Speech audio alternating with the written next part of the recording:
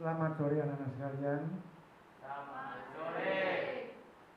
Sebelum Bapak akan memulai memberikan suatu materi tentang wirausaha, mari bersama-sama berdoa mengucapkan nama bagi umat, ya, sesuai dengan keyakinan masing-masing.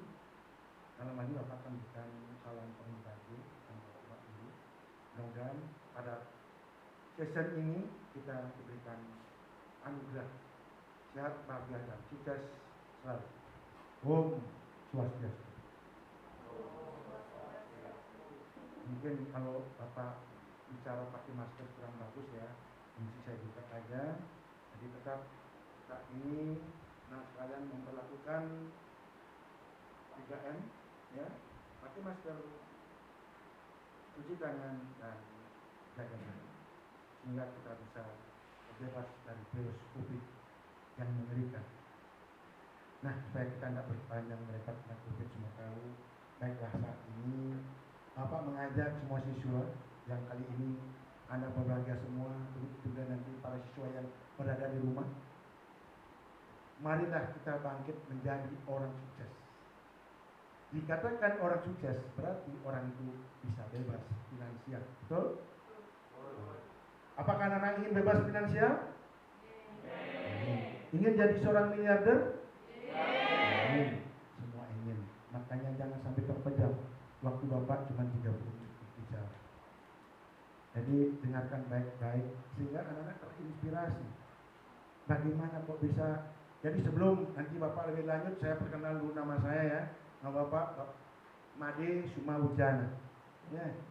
Bapak guru kimia di SMA 3 ini. Kemudian di sini ada pemangku ngirim apakan yang perayangan SMA 3 sebagai pelaku wirausaha di Buleleng. Kok bisa dari dia? Kok guru bisa sebagai pelaku usaha? Artinya jika ada waktu luang pada saat Bapak akan mengajar sore harinya, Bapak gunakan waktu itu sebagai waktu untuk mengembangkan usaha untuk bisa bebas finansial. Apa yang Bapak sampaikan sekarang ini sebagai suatu upaya bagaimana menjadikan diri kita supaya bebas finansial itu. Jadi Bapak tidak menggunakan teori-teori yang Bapak baca, tidak. Bapak berdasarkan pengalaman. Autodidak, jelas ya. Jadi yang Bapak alami saya sampaikan dulu. Bapak tahun 1983 diangkat menjadi pegawai negeri. Istri juga pegawai negeri. Saat itu Bapak bekerja berdua pegawai negeri, tidak punya apa-apa. Bapak berupaya berjual apa, misalnya menjual dodol, jual kerupuk, ya, biar ada tambahan uang masuk. Gaji dulu Bapak itu cuma 118.000 rupiah per bulan waktu itu. Untuk mencukupi kebutuhan, Bapak memberikan menggunakan waktu tambahan. Dari sana terinspirasi lagi bagaimana meningkatkan pendapatan. Bapak punya gaji Bapak gadaikan. Satu gaji Bapak digadaikan Bank BPD. Bank membiayai. Sehingga Bapak gunakan untuk modal-modal besar kecil-kecilan dulu, membeli beras, membeli bawang merah, kita jual ke Denpasar di saat waktu libur. Itu caranya, ya. Jadi anak-anak harus terinspirasi sekarang. Bagaimana mulai terinspirasi menjadi pengusaha pemula. Saya katakan pengusaha pemula, ya. Bukan dari turunan bapaknya udah kaya, lantas anaknya pakai turunan. Kalau di awal merintis, saya dari nol. Pinjam uang dengan dasar uang itu kita pakai usaha untuk pengembangan produksi. Beli bawang merah kita jual, dapat untung kita gunakan. Dapat untung yang lebih, kita ingin punya rumah. Setelah punya rumah, dari hasil itu kita merasa bangga bisa punya rumah sendiri. Nah, ya, rumah itu sangat penting bagi kita. Jangan dianggap tidak penting, ya. Jadi kamu pikir rumah sangat penting bagi, karena di sanalah kebahagiaan awal pertama timbul. Ketika Anda merasakan bahwa saya sudah bisa punya rumah dengan keringat sendiri. Nah, kalau di sains dikatakan itu kita sudah mempunyai energi potensial. Energi potensial, energi yang ada pada materi biak, kan itu, ya. Nanti akan bisa dirubah menjadi energi gerak, disebut energi kinetik. Nah, Energi itu kalau memang kita tidak punya energi, tidak punya rumah, tidak akan bisa jadi orang sukses. Ingat baik-baik, jangan yang ngontrak saja dulu. Punya rumah yang bisa kita tinggali dulu. Kemudian ketika kita punya hasil lebih, kita kembangkan lagi punya rumah yang lebih besar. Kan gitu ya. Jangan sampai di awal ngontrak terus. Kalau ngontrak terus kamu tidak punya gini, tidak punya kemauan untuk gimana ya? Saya katakan tidak punya kemauan untuk lebih maju. Mengapa saya katakan begitu? Karena energi potensial kamu tidak punya. Orang sukses mempunyai energi potensial yang tinggi berupa aset-aset yang namanya liabilitas. Ya. Jadi apa namanya aset? Ada investasi ya, investasi berupa aset, ada yang liabilitas. Liabilitas itu adalah barang-barang yang tidak bisa mencari kuno, tapi dia bisa menggerakkan kan. Kalau namanya investasi aset, barang-barang yang punya apa namanya nilai, harga yang bisa untuk mengawal produksi, mengawal ke ekonomi. Nah dalam hal ini Bapak sampaikan, kita udah punya rumah itu sudah tentu punya sertifikat ya. Sertifikatnya kita jadikan lagi di bank untuk mendapat modal lebih besar lagi.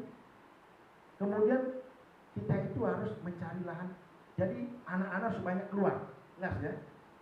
Anak harus yang tadi kita harus punya dasar dulu, dasar energi potensial ya, rumah. Dan rumah kita berpijak ada, kita bisa berpikir tenang, kemudian cari bank lagi, sertifikat yang kita miliki. Buat utang. Orang-orang sukses adalah orang-orang yang berani melangkahkan kakinya untuk bekerja keras. Yes? Garis bawahi kerja keras. Kerja keras adalah suatu komponen yang sangat diperlukan untuk suksesnya suatu usaha. Nah, apakah cukup kerja keras saja? Juga tidak. Kerja keras diimbangi juga supaya kerja keras itu mendatangkan hasil yang bagus, maka kita tahu ramu-ramu kehidupan. Ajaran agama kan itu ya. Ada trikayu parisude, betul? Jadi mau berpikir yang baik, bertutur kata yang baik, kemudian bertingkah laku yang baik kan itu nanti akan menghasilkan hubungan sosial kamu di masyarakat luas. Bagus ya, banyak. Ketika kamu tidak punya trikayu yang bagus, kan kamu tidak punya relasi ya. Ada relasi, kemudian pertahankan di sana. Karena dari tercipta trikayu nanti ada transformasi. Kamu jangan sampai membohongi orang dalam berwirausaha. Ya. Jangan sampai membohongi orang baik dalam segi kualitas. Jadi barang nomor 2 bilang nomor 1 jangan. Kalau membohongi harga boleh. Saya kemarin beli 50.000, bilang saya beli 75, tidak masalah. Sepanjang barang itu cocok, memuaskan. Harga nomor 2. Barang kelas 2 kamu bilang kelas 1 salah, hati nurani kamu cacat. Oleh karena di sini perlu kejujuran. Jelas ya? Jadi orang-orang bisa sukses karena 1 kerja keras, 2 jujur, kemudian punya relasi. Garis bawah itu orang yang punya relasi adalah orang yang sering keluar rumah. Jadi harus bisa bergaul dengan orang banyak. Jelas ya? Itu pesan saya. Dan dengan siapakah kita bergaul? Dengan orang-orang sukses, dengan orang-orang yang punya uang. Mengapa? Karena kita cari uang kan. Kalau nanti kamu bergaul dengan orang-orang tidak sukses, kamu cenderung tidak sukses. Kamu bergaul dengan orang-orang yang tidak punya uang, kamu tidak punya uang. Mengapa? Karena tadi tujuan kita menjadi orang kaya. Apakah orang kaya itu baik? Tolong jawab. Tergantung ya. Apakah jadi Anda perlu kaya? Perlu kita perlu kaya. Cuma kaya yang dilandasi atas kejujuran, ya, kerja keras. Dan dasarnya sana jangan jujur tapi tidak kerja tapi kaya. Narkoba. Tadi udah kita yang ada dulu ya. Kamu jual narkoba, udah kerja keras, dapat duit banyak, malah petaka kemudian.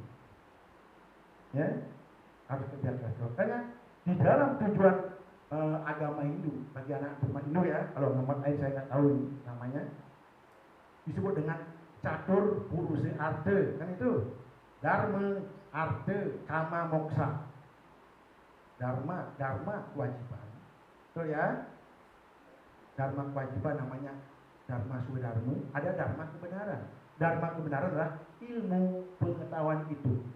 Hanya orang-orang yang tahu ilmu pengetahuan tahu tentang kebenaran. Orang yang tidak tahu ilmu pengetahuan tidak mungkin bisa tahu kebenaran. Tapi kebenaran yang hakiki adalah Tuhan itu sendiri yang tahu kebenaran. Kemudian ngomong kita dharma yang disebut dengan sudharma. Anda mengenal catur purusa apa namanya?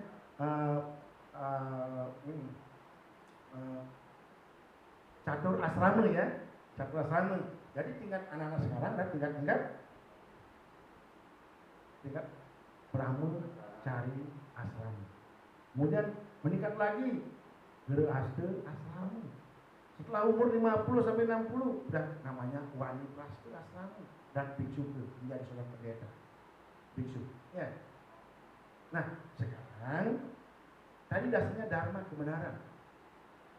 Mencari apa? Dharma arta. Arta artinya tujuan hidup. Bisa juga secara sempit bisa diartikan uang. Semua cari uang. Betul? Uang itu ibarat Tuhan. Semua mengejar uang. Betul? Semua mencari Tuhan juga. Tetapi uang tidak sama dengan Tuhan. Saya katakan sama. Seperti ya, karena uang adalah catuspatingnya kehidupan. Traffic light. Kalau Anda sudah punya uang, Anda mau kemana? Mau ke selatan, mau ke timur, mau ke barat, mau ke utara. Jelas ya? Nah, sekarang bagaimana cara mencari uang itu? Arta tadi. Kalau arta sudah Anda temukan dengan cara yang benar, disebutlah labu arta. Jadi arta yang benar ya. Dan jika arta diperoleh dengan cara yang tak benar, misalnya menjual narkoba, itu korupsi, itu namanya kasmali arta. Harta yang diperoleh dengan cara tidak benar. Ya, ketika kita sudah peroleh harta, lantas meningkatkan lagi kamu keinginan harus dipenuhi supaya kamu senang, betul? Setelah keinginan itu menjadi senang yang lama namanya bahagia, betul kan? Bahagia yang lama itulah disebut dengan jagat hita. Itu kebahagiaan jagat dunia, betul? Nah, nanti guru agama bisa menerangkan itu jagat hita. Sudah, kalau bisa tingkatnya udah lebih tinggi, moksartam jagalita yacaitidam. Nah, jadi orang-orang sukses tadi bisa kita garis bawahi pertama apa tadi? Kerja keras. Kemudian jujur. Kemudian buat relasi. Setelah kita punya uang dengan cara tadi, ingat juga yang lain. Kita udah banyak punya uang. Kita udah pintar kan? Karena kita mengetahui banyak ilmu ya. Tidak bisa dibohongi oleh orang. Uang itu tidak akan bisa kalau memang kita tidak pintar, punya uang banyak, dibohongi, diolok-olok kan? Uang itu bisa ludes kan? Betul, berpindah tangan. Tetapi kita sudah cerdas, maka uang itu tetap di saku kita, di tabungan kita, betul. Tetapi ingat baik-baik, jangan lupa dengan hal yang ke atas, dengan Maha Pencipta kita, dengan leluhur kita sebagai jembatan untuk menuju ide Sang Yang Widi Tuhan Maha Esa. Karena kalau kita mempunyai ingat untuk spiritual, maka uang yang kita punya betul-betul tidak bisa diapa-apakan oleh siapapun. Hanya Tuhan yang tahu. Ada uang untuk kebaikan. Ketika kita tidak bisa ingat dengan Tuhan Maha Pencipta kita, uang yang kita punya nanti bisa saja lari ke rumah sakit. Betul ya? Anda punya uang tapi di rumah sakit. Minumnya apa? Infus. Ya. Permennya apa? Tablet. Padahal kita punya uang. Hotelnya apa? Rumah sakit. Tetapi kalau memang kita sudah uang itu yang penuh kebahagiaan, ya, tidak ada siapapun yang mampu merampas rumah sakit. Tidak bisa karena infus telah kita rubah menjadi Pokari Sweat. Betul ya? Tablet-tablet tadi kita rubah menjadi mentos, permen mentos ya. Betul ya? Lantas rumah sakit kita rubah jadikan hotel berbintang 5. Nah, Itu dengarkan baik-baik, ini pegang peran. Makanya mengapa kita ingin jadi kaya? Jelas, orang pemberani, orang berani melangkah yang bisa sukses. Dengar baik-baik ya. Jangan takut melangkah, jangan takut salah. Salah bisa diperbaiki. Tetapi kalau kamu takut terus melangkah, kamu tidak pernah sukses. Percaya omong saya. Bapak saat ini guru miliarder. Ya saya paling mengatakan begitu. Nah, pada aset pada 50 sampai 100 miliar punya Bapak aset. Guru lain belum tentu kan? Kalau anak berpernah melihat, oh Pak gurunya bawa Rubicon. Tahun 2011 saja saya sudah punya ya Wrangler. Di Bali pertama saya punya. Kan bangga seorang guru punya Wrangler kan? Punya double cabin itu bisa. Ini supaya kamu terinspirasi ya. Bukan merasa usaha pamer kita. Karena saya mau motivasi kamu tahu siapa saya sebenarnya. Kalau saya tidak punya pengalaman seperti itu, saya mau ngomong juga. Karena pengalaman hidup saya sampaikan sama anak-anak semua supaya anak ngerti, bisa tertular dan anak juga bisa jadi miliarder bebas finansial. Nah tadi apa betul bebas Pak? Ya tentu pada makan kan nasi balis gaji bisa jika ada yang jual kan. Cukup makan tetap itu kalau dot beli cabai tetap angkung dapat darah. Memang cukup makan, tapi alangkah baiknya makanan yang bervariasi, 4 sehat, 5 sempurna. Kan itu.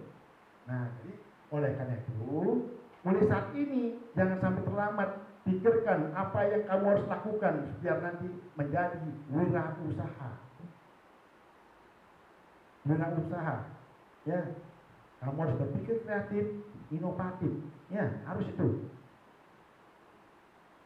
Bagaimana menjadikan kita menjadi orang kreatif inovatif? Banyak belajar ilmu pengetahuan kan? Nanti di sana membantu supaya kita bisa kreatif dan inovatif. Nah, kreatif di yang saya maksud minimal anak-anak punya keterampilan. Keterampilan apa yang anak punya? Misalnya keterampilan membuat kue. Ya, misalnya keterampilan membuat bumbu, itu misalnya ya. Kalau memang kamu punya keterampilan membuat bumbu, konsepnya biasanya orang pintar matus ya, buat bumbu biasanya diolemin, disuruh kan, suruh membuatkan bumbu betul, diundang sama orang, paling-paling dia dikasih balasan bungkus 2 bungkus lawar juga. Tapi karena kamu punya kecerdasan, supaya nggak disuruh orang, kamu buat warung kecil, jual bumbu, jual makanan yang orang-orang senang, ciptakan lagi lapangan kerja, bantu orang nyumbah perabot, ya. Sehingga kamu tidak disuruh orang untuk mematus di rumahnya. Kalau di situ perlu, saya jual bumbu ini bumbu. Kamu mulai menjadi orang berpenghasilan. Buat warung kecil. Nah, kayak Bapak bilang tadi, kamu punya keterampilan dulu. Kalau kamu tidak punya keterampilan, tidak mungkin saya jadi pengusaha. Nah, keterampilan kan banyak. Keterampilan membuat sesuatu, keterampilan mengelola. Karena punya teman banyak kan, kelola teman-teman itu, memanajemen. Kita memilih 10 orang nanti kalau tingkat begitu kan, pertama ngelola diri sendiri dulu, ya. Misalnya bumbu, bisa naik ini cara resep-resepnya begitu ya. Kita kasih, kemampuan kamu cuma memproduksi mungkin bumbu cuma 5 kilo sehari begitu misalnya. Kebutuhan meningkat lagi, bisa sampai satu kuintal 1 hari misalnya. Panggil teman-teman kamu tidak bisa, cuma dia mulek-mulek aja ya, gimana caranya. Jadi versinya kamu, bobot-bobotnya bagaimana, susunan bumbu itu. Kamu yang ini nyuruh. Jadi yang racik kamu, yang ngerjain teman kamu. Sehingga yang dulunya kita cuma 10 kilo, menjadi 1 kuintal 1 hari. Kita ngaji, barangkali mereka gaji 840.000 tiap hari itu misalnya ya. Dan mereka menghasilkan sampai 200.000. Lagi sesuatu kita dapat dari mereka. Kita kerjakan 10 orang, 1.200.000 1 hari dari orang-orang yang minit. Betul? 1 bulan berkasih berapa? 1 hari kalau 1 orang memberikan 120.000, dengan 10 orang kan 1.200. 1 bulan berapa? Wih, banyak ya. Berapa? 30 juta, 36 juta. Wih, gaji luar biasa, ini tak jadi wirausaha gitu. Jadi maksud saya, itulah dengan cara time is money. mungkin karena waktunya, ya mungkin masih kurang ya, masih banyak ini. Kalau misalnya waktunya mungkin tadi 8 jam, bisa ditingkatkan lagi ya, menjadi 14 jam kerja. Itu namanya kerja keras. Jangan 8 jam. Orang sukses kerjanya bukan 8 jam, tapi 14 jam kerja. Jelas? Time is money. Waktu adalah uang. Nah, selamat anak-anak sekalian karena waktu cukup terbatas. Jika ada kesempatan, besok kita sambung lagi. Terima kasih atas perhatiannya, Bapak. Uputan untuk para Santi. Santi.